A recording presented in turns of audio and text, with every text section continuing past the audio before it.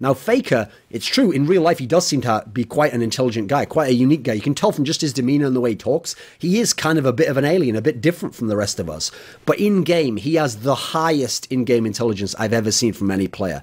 Or at least he displays it. The highest in-game IQ in terms of understanding of how to make a play, what play is possible, how to execute the play, what plays to chain together, because some of these he can't be knowing what the enemy's going to do in response. So he's making these decisions. Decision point, do it. The enemy does something. Another decision point, acts on it. Another decision point, acts on it. And that's why when you get these plays where he does 3 or 4 things and chains a full combo of all the abilities, but zones a guy into the next ability and gets the kill at the end in a scenario where you think he's going to die and he should die and he's versus a very good player on their champion. That's why in such a scenario, it looks like almost like it had to be calculated. Like, how could he know that this was going to come next? He doesn't, but he's so good, and his practice level is so good, and his mind for the game is so keyed in. His in-game IQ is so high that it looks as if it was calculated, but actually it's instinctual. That's what makes it even more incredible than it already is.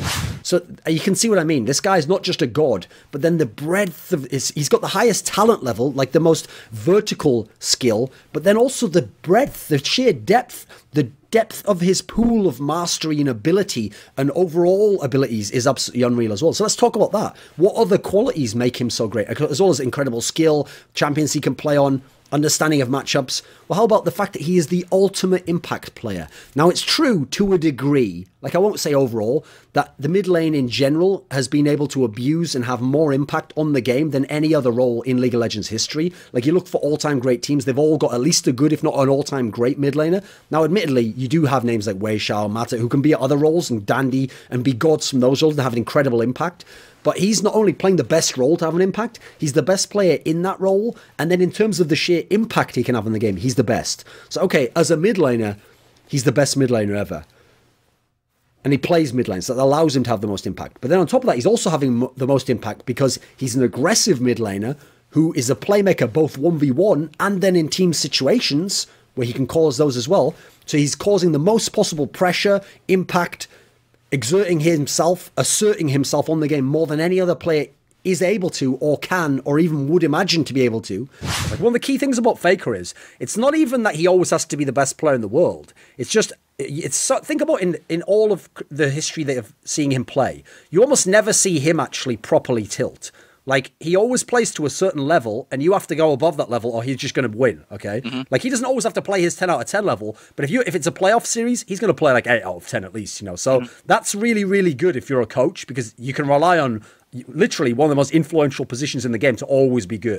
And this actually happens in Western sports, right? So in the NBA, LeBron James has been the best player for like a decade now, you know? And so the problem is, because he's won so many MVP awards, it's like people look for any reason not to give him the MVP award. Like, oh, he was 2% worse and this guy is doing pretty well, you know? It's like, it's called voter fatigue, you know? They just want to figure out, you know, I want someone else to be the best. Do you think Faker suffers from that? Faker, well, last year, I remember even talking with some writers, you know, leading up to Worlds, like the caster boot camp stuff, etc., that Faker was looking the most vulnerable that he ever looked in the history of his career. Okay. We come to expect an 11 out of him, and he was looking like an 8.5 or a 9. And that's gigantic, you know, when you're talking about Faker. This split, though, I almost made a video, like a LS Logic type thing called like Faker Rising, you know, because it looked like he was back in a way. You know, he was able to do his full-on aggression. He was able to do a lot of the things that we came to know of him throughout the seasons, and he didn't look like his LCK summer self with the way that he controlled the lane, the way that he played it, and just a lot of the stuff that he was doing. It looked like he ascended again. And I think that that was much more obvious to me than Crown's play. Why do you think Crown could essentially be nobody, and now he's one of the key players in the entire world of League of Legends? You know, maybe you'll get this comparison. I think when I think of Crown and Faker, I think of Flash and Fantasy from StarCraft. Fantasy was you know, towards the end of Brood War, he was up there with Flash. Yeah, yeah. He even took down Flash.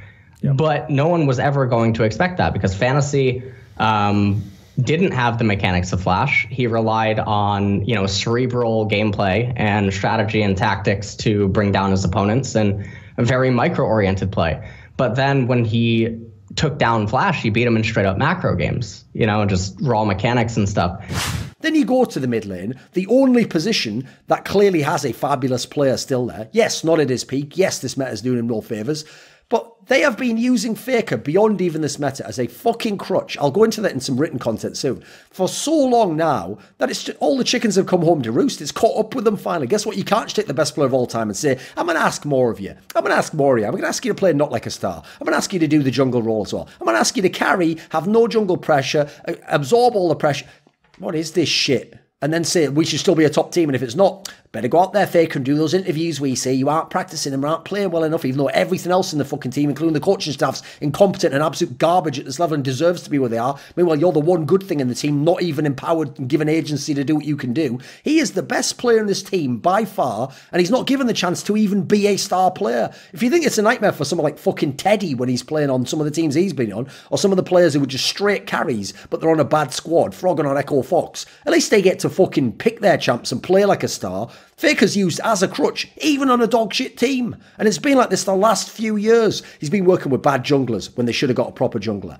He's had to work fucking miracles as some sort of pressure vacuum while simultaneously being expected to carry the fucking game and win mid lane and jungle for his junglers. Then you look at Worlds. Worlds last year was the ultimate example of it for me, because when he had to play Galio in all those games to even get him to the final, what the fuck is that where your best player has to do everything all over the map for your team and play something that's not even a carry champ?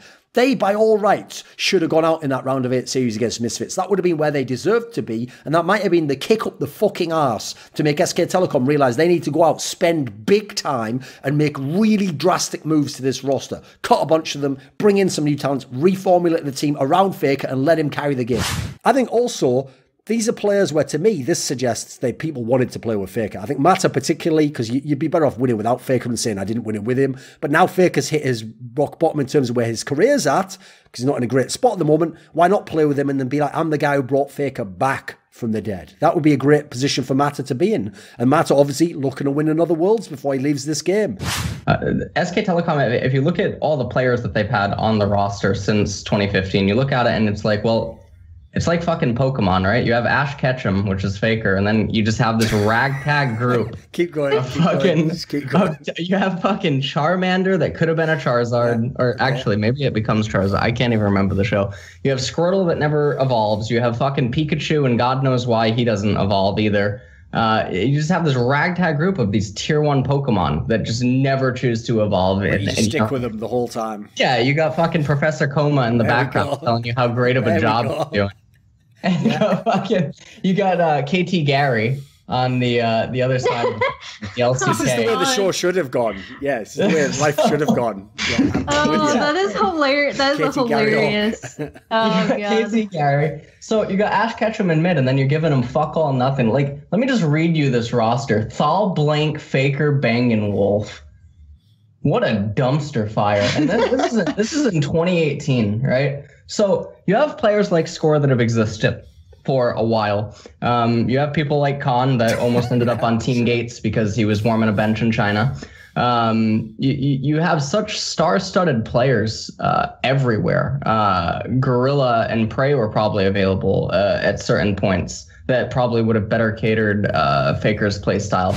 Greatness individually on the part of Faker, as I referenced earlier, unfortunately, has that inertia still carrying on from his peak years and the accomplishments that he managed. Now, I could argue he wasn't the best mid in the world for Season 7, Season 8, Season 9, Season 10. So basically, up to the end of Season 6, we don't even need to have the individual discussion anymore. If anyone else has 2 or 3 years out of a 3 to 4 year span, they've already beaten him. If someone has like 3 to 4 years, or 4 maybe, 4 or 5, they've already beaten him. So this is the interesting detail that we're going to get into now.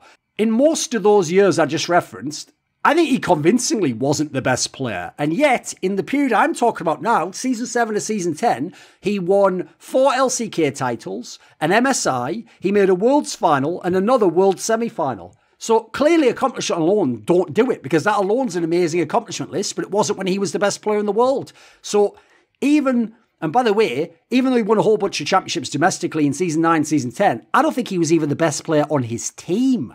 Like, I think you go look at those teams, depending on what period of time we're talking about, maybe Teddy is the best player. Like, there's cases you can make for others in that lineup. Let's just even look at Faker's career that you're all bragging about. He hasn't been the best individual player since fucking 2017. That was 6 years ago. 6 years ago, and you're now giving him the best, not even just in League of Legends, all of PC esports. You're giving him the award now. Individual player award. Not a team award. There's a team award that T1 won. You're giving him the individual player award for that. He wasn't even the best player on his team at Worlds. The best player, in my opinion, was Zeus. I thought he was fucking unbelievable, and he murked all the top laners, and eye test checked out like a motherfucker. Then I'd even say second would be Carrier for what he did to the support meta, and how he just played champions no one else could, and played them better, and had some really key players. You could maybe, if you want to just go for signature players, you could maybe even say Owner had some pop-offs. I'd say that's a bit more debatable, but okay. So this is already so fucking whack, because that's why you can't make it about play, guys. You always have to go to narratives and bullshitting about name value, or just do some deflect. Yeah, but Faker, yeah, the guy who made a million videos like Faker is the outlier. Like Faker transcends esports itself. Like Faker might be as good as Flash and Simple. And give me a fucking break. No, I just like great play. You are in love with whoever Faker is, whatever Faker's name is, like Lee, whatever. That you're just in love with him, the person, not even the fucking player. And then let's be real, nobody, I'm not even Peter Dunn, as far as I know, until T1 won that Worlds, they won the semis and the final, nobody ever I saw anywhere who was a top expert or big name ever said Faker was the best player in League of Legends this year until he won Worlds. So essentially, 2 days worth of play made Faker the greatest player of 2023 in all PC titles. Everyone needs a support network, and mine is, of course, my Patreon community, the Scrominati, who in many ways, they're the Sonny to my Cher, saying, I got you, babe. So this video and all the others on my channel were kindly supported by the following names: Ahmed Hadjou, Mac Pugnatio Rajcula, Adam Tomlin, Animosity, Jensen Goh, Tosh, Toucan, and you know it. Jerky's Minion, my main man, always going to be referenced, one of the best patrons of all time. Would you like to ask a question in my AMA? Maybe you want to suggest a topic or a guest to say on my channel? Do you want teasers? Find out who the upcoming Reflections and Talk to Thorin interviews are. Maybe you want to do one of those long discussions where you get to set the topics we talk about. Well, if any of these or others appeal to you, put your money where your mouth is. Join the Scluminati today via the Patreon link in the description box below.